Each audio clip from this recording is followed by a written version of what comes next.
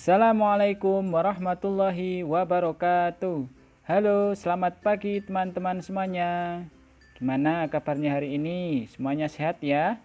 Alhamdulillahirabbil alamin. Berjumpa lagi dengan Ustadz Timo.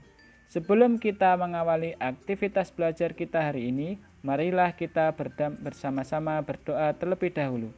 Bismillahirrahmanirrahim.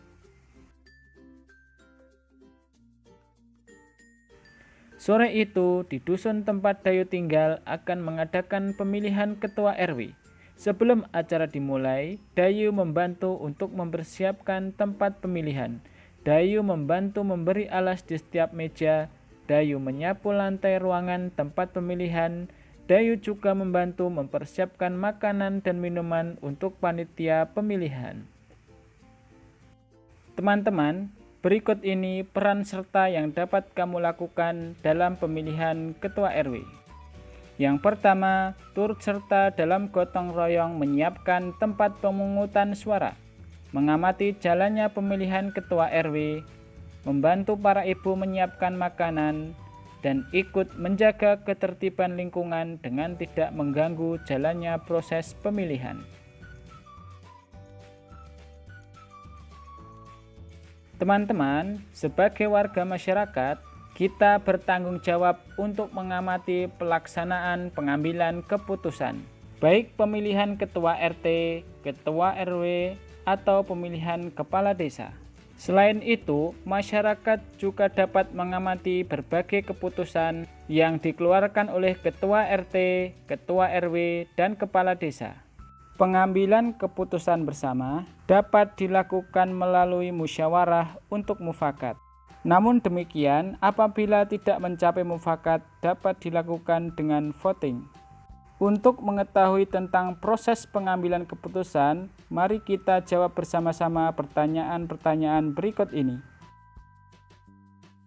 Bagaimana cara pengambilan keputusan bersama yang biasa dilakukan dalam masyarakat di Indonesia? Dalam masyarakat Indonesia, pengambilan keputusan bersama dilakukan melalui musyawarah. Musyawarah tersebut bertujuan untuk mencapai mufakat. Namun demikian, apabila tidak mencapai mufakat, maka akan dilakukan voting. Salah satu contoh voting adalah pemilihan umum. Apa saja masalah dalam masyarakat yang dapat dipecahkan melalui pengambilan keputusan bersama? Masalah yang dapat dipecahkan melalui pengambilan keputusan bersama antara lain pemilihan ketua RT, RW, dan kepala desa, membuat jadwal ronda malam, menyelesaikan perselisihan antar warga, dan penyelenggaraan suatu acara, misalnya lomba. Bagaimana cara masyarakat melaksanakan tanggung jawabnya sebagai warga? Cara masyarakat melaksanakan tanggung jawabnya sebagai warga antara lain berpartisipasi dalam pemilihan ketua RT, RW, dan kepala desa, menjaga keamanan lingkungan, dan menjaga kebersihan lingkungan. Sebagai seorang siswa sekaligus warga, apa yang dapat kamu lakukan dalam kehidupan bermasyarakat? Sebagai seorang siswa sekaligus warga, kamu dapat mengikuti gotong royong membersihkan lingkungan, berpartisipasi dalam pemilihan ketua RT atau RW dengan cara berikut. 1. Turut serta dalam gotong royong menyiapkan tempat pemungutan suara, mengamati jalannya pemilihan, dan membantu para ibu menyiapkan makanan.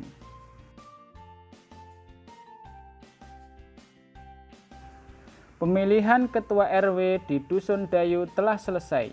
Ketua RW yang terpilih adalah Bapak Bakri Widodo. Pak Bakri Widodo akan menjabat sebagai ketua RW selama 3 tahun.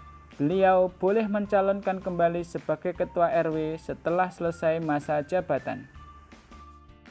Teman-teman, tahukah kalian tata cara mengenai pemilihan ketua RW? Untuk mengetahuinya, simak penjelasan berikut ini.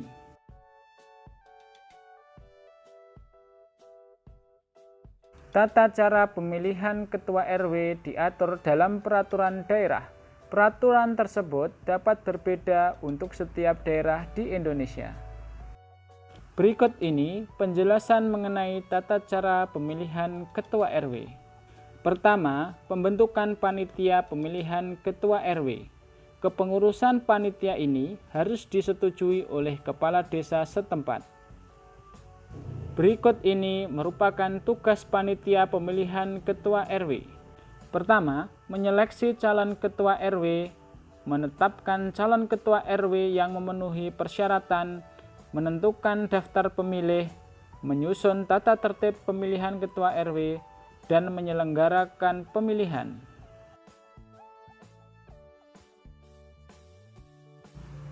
Yang kedua, pendaftaran calon ketua RW kepada panitia dan penetapan calon ketua RW. Calon ketua RW harus mendaftarkan diri kepada panitia.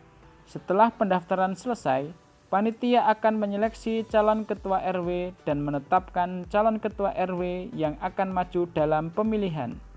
Ketiga, penyelenggaraan pemilihan ketua RW. Pemilihan ketua RW diselenggarakan oleh panitia. Pemilihan tersebut harus berasaskan luber curdil, langsung, umum, bebas, rahasia, jujur, dan adil. Ketua RW dipilih oleh warga masyarakat yang telah memenuhi syarat atau telah berumur 17 tahun atau sudah menikah. Yang keempat, pelantikan ketua RW yang baru. Setelah pemilihan selesai dan memperoleh hasil, maka ketua RW akan dilantik oleh kepala desa setempat. Teman-teman, pada masyarakat Indonesia, pengambilan keputusan bersama dilakukan melalui musyawarah. Musyawarah tersebut bertujuan untuk mencapai mufakat. Apabila tidak mencapai mufakat, maka dilakukan voting. Contoh pengambilan keputusan bersama yang dilakukan untuk memecahkan masalah di dalam masyarakat antara lain pemilihan ketua RT atau RW, menentukan jadwal siskamling, dan menentukan jadwal gotong royong membersihkan lingkungan.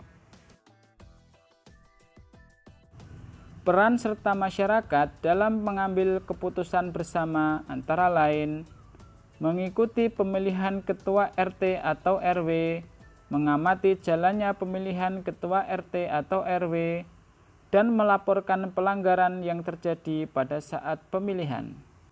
Peran serta masyarakat tersebut merupakan bentuk tanggung jawab sebagai warga masyarakat.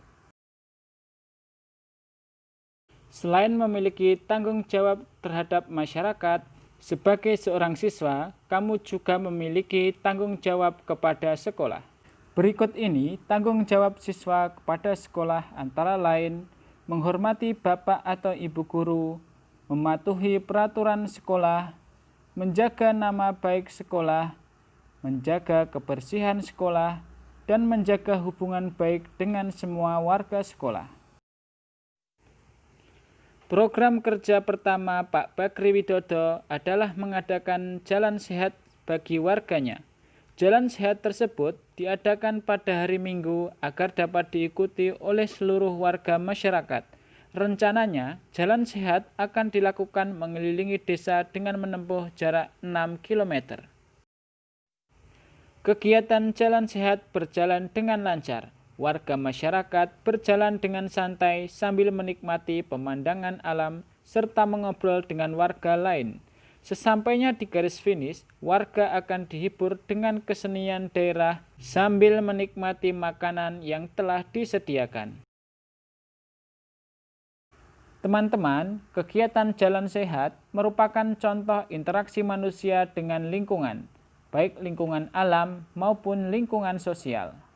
Interaksi manusia dengan lingkungan mempengaruhi pembangunan sosial budaya.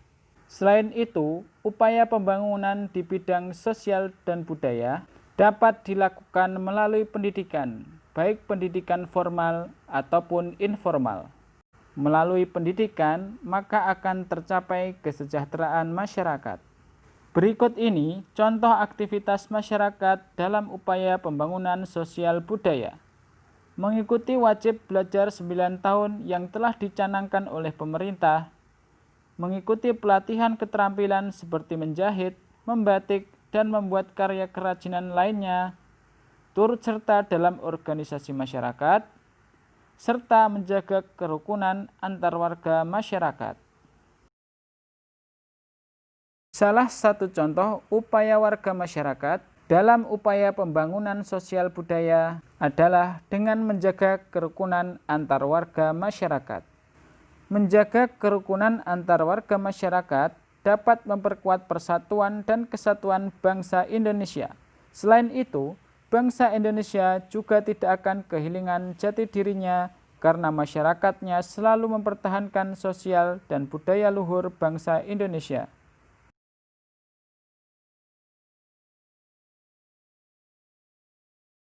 Teman-teman, peran seorang siswa dalam upaya pembangunan sosial budaya antara lain melestarikan budaya daerah, menolong orang yang membutuhkan bantuan, ikut bergotong royong membersihkan lingkungan sekitar, dan senantiasa bersikap sopan kepada orang lain. Teman-teman, berikut ini adalah beberapa penari yang bergerak menggunakan properti tari.